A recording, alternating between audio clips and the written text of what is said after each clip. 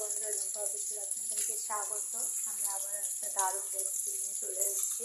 দাদাভাই নিয়ে এসে বাজার থেকে কাটলাম আর ধুয়ে নিয়ে মাছটি এখানে রেডি হয়ে গেছে। আর আমি কিছুটা কড়াই ভাজা স্টার্ট করে দিয়েছি। ভেজে নিই, আবারও দেখাচ্ছি। আবারও এক পাশ আমি উল্টে দিয়েছি। এরকম করে লাল লাল করে আমি ভেজে নেবো। ঠিক আছে,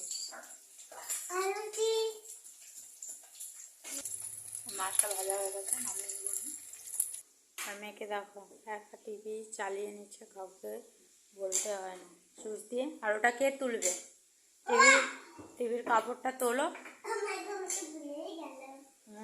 কথা যা, তুমি ওটা তোলো, ওটা তোলো, ওটা তোলো। হ্যাঁ, বসা, বলতে হয় না। টিভি এবার চালু করে নেবে একা। আচ্ছা, ওরে বাবা, পুচকিকে দেখো ঘুমিয়ে আছে। এটা আমার দেওরের ছেলে, ঘুমিয়ে আছে। এখন চলে যাবে আজকে। মাছের ঝোলের জন্য আমি কিছু এখানে নিয়েছি সব উপকরণ। এখানে আলু আছে, ফুলকপি আছে, এখানে আদা, রসুন, পেঁয়াজ, শুকনো লঙ্কা, কাঁচা লঙ্কা বাটা আছে। এখানে আছে টমেটো কষানো, আর এখানে জিরে গুঁড়ো। এখানে আমি সব মাছগুলো ভেজে নিয়েছি এভাবে লাল লাল করে। কত বড় মাছটা দেখুন, কাতলা মাছে এরকম লাল লাল ভাজা হয়ে গেছে। মাছ ভাজা তেলের মধ্যে আমি ফুলকপি।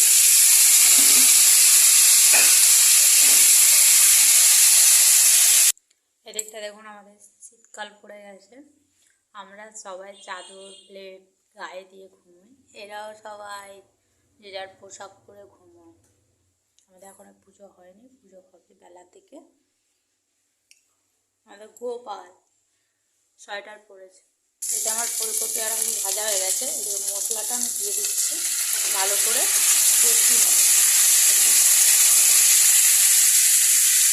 এখানে কিছু আমি মশলা নিয়ে নিয়েছি, নুন, হলুদ, ধনে গুঁড়ো, জিরে গুঁড়ো, লঙ্কার গুঁড়ো, আর এখানে এক করে কিছু তেজপাতা বলা হয়।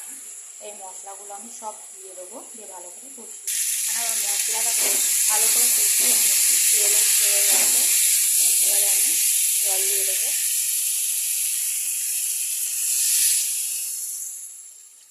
আলু আর ফুলকপিটা সেদ্ধ হয়ে গেলে মাছ দিয়ে দেবো। এই যে আমাদের বাবাটা উঠে পড়েছে, এই ঘুমিয়েছিল আমাদের বাবাটা, উঠে পড়েছে। এটা আমাদের দেওলের ছেলে, আমাদের ঘরে বাবু গোপাল এসেছে। গোপাল গোপাল এসেছে আমাদের ঘরে।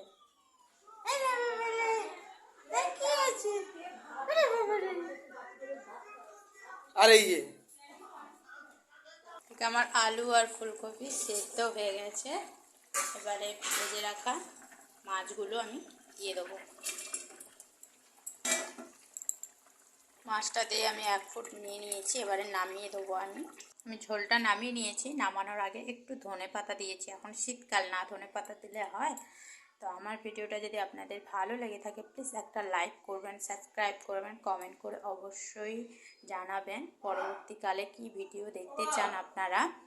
আর আমাকে একটু সাপোর্ট করুন আপনারা, প্লিজ প্লিজ আমার চ্যানেলটাকে সাবস্ক্রাইব করুন, অনুরোধ করছি আপনাদের কাছে।